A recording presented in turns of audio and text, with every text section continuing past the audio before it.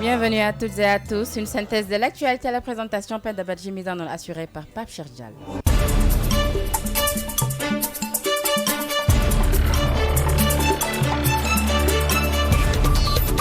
Toute l'actu sur King FM. Les brèves que nous démarrons au Sénégal pour parler de la cérémonie religieuse en la mémoire de Cheikh Béthio Thioune sous la présence du porte-parole des Mourides s'est tenue hier dimanche à Madinatoul Salam. Serigne Bass Abdou Khadre a saisi cette occasion pour introniser Serigne Saliou Thioune comme le successeur de son père, selon les recommandations du khalife général des Mourides, mettant ainsi fin aux polémiques. À Pékin, un jeune talibé a été attaqué par un pitbull qui lui a déchiqueté les deux joues et les mollets, selon Tribune qui donne l'information. Le drame a eu lieu ce dimanche 12 mai à Icotaf, cité 2, aux environs de 9h. Et puis à Saint-Louis, un enfant âgé de 9 ans a été tué par noyade dans le fleuve au quartier Guet-Ndar. Selon le quotidien, il pêchait en compagnie de ses deux camarades. Un autre cas de noyade survenu samedi dernier en Casamance, selon l'AS qui donne l'information. Il s'agit d'un jeune talibé du nom d'Ibrahim Seydi, âgé d'une quinzaine d'années. La dépouille a été déposée à la morgue de l'hôpital régional de Kolda. Et puis hors de nos frontières, au Burkina Faso, une église catholique de Dablo a été attaquée pendant la messe, causant ainsi 6 morts, dont un prêtre, un acte que condamne le président Roch Marc Christian Kaboré, qui invite les populations au calme et à la retenue. Et puis sport, basketball, Khadim Sow remporte la Coupe de France.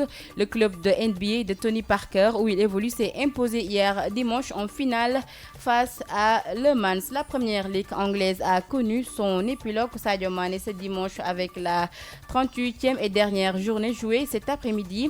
Sadio Mané et Liverpool, malgré leur victoire sur Wolverhampton 2-0, n'ont pas pu décrocher le titre car Manchester City, de son côté, a remporté son match face à Brighton à 4-1. Toutefois, Sadio Mané peut se consoler avec le meilleur buteur de cette saison. Waref est le nouveau single de Moustapha Mbaye et son fils Tarba Mbaye en vue d'accompagner le mois béni du Ramadan.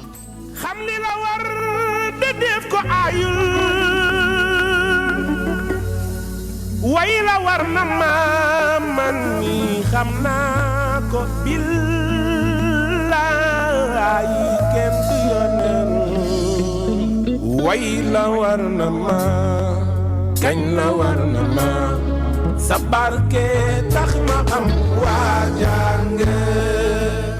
À l'instant, c'était Moustapha Mbaye et son fils Tarba Mbaye qui va d'ailleurs nous servir de transition pour entamer la version Wolof.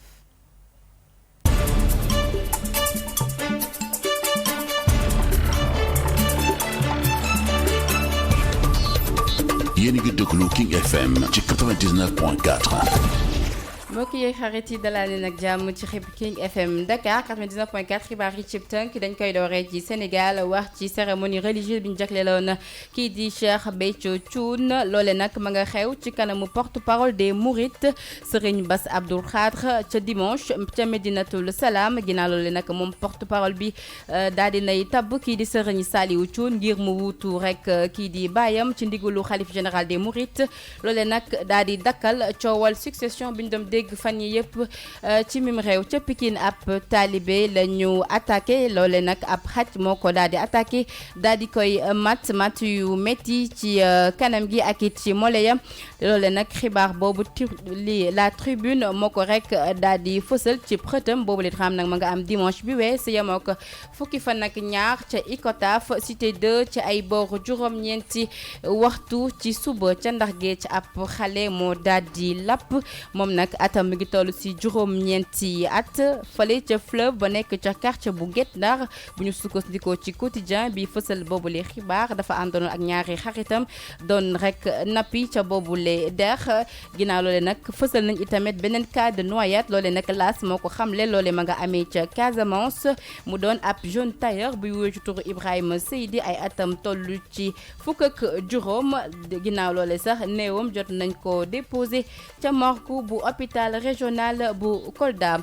bu ñu jógee Sénégal dañuy atti fële ca Burkina Faso foofu nag ab église catholique bu nekk ca Dablo lañ daal di attaqué ginnaaw bañ na amal seen messe loolee nag tax ba juróom benn nit ñàkk ca seen bakkan ab prêtre ca la bokk mu doon nag ab mbir bu président ba Roch Marc Christian Kaboré di ñaaw lu tax ba muy woo askan wa ngir ñu daal di ànd ak ab dal tàggat yaram basketball Khadim Sow gagné na lii di Coupe de France moom mi lee bokk ci club NBA bu Tony Parker daal dina rek gagné boobu le final ci kanamu Le Mans. Dañ koy jeexal ak Wareef di ab single bu yees Moustapha Mbaye moo ko woy ak doomam di Tarba Mbaye.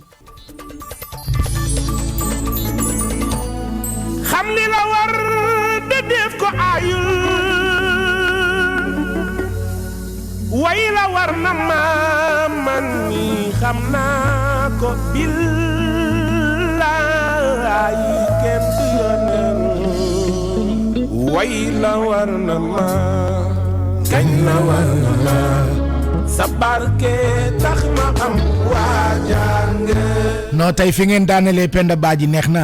neex na la waaw man duma la wax ay Penda Badji Penda Badji laay wax. mais loolu dàkkati. ñuy di jaay tubaab naan la ay Penda Badji.